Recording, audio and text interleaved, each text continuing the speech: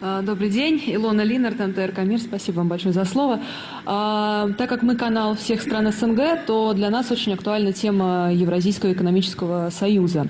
И здесь наметился один парадокс. Для одних стран-участниц это выгодно, для других невыгодно. Ну, например, вот Армения сумела нарастить экспорт сельскохозяйственной продукции, а в Кыргызстане ситуация ровно противоположная. Там большинство фермеров банкроты.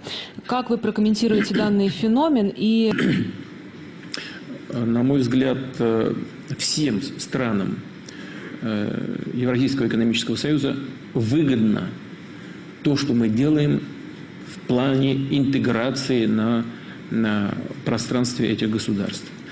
Кстати говоря, и Кыргызстан, там есть свои сложности, связанные прежде всего с взаимоотношениями с Казахстаном, с Россией в области фитосанитарных норм. Вот в чем дело. А в целом объемы продаж киргизских товаров на рынке стран Евразийского союза увеличиваются.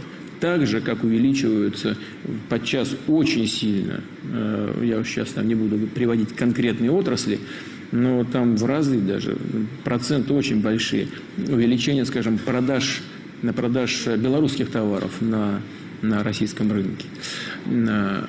Поэтому в целом это чрезвычайно важный и нужный, и полезный процесс для всех стран-участниц этого союза.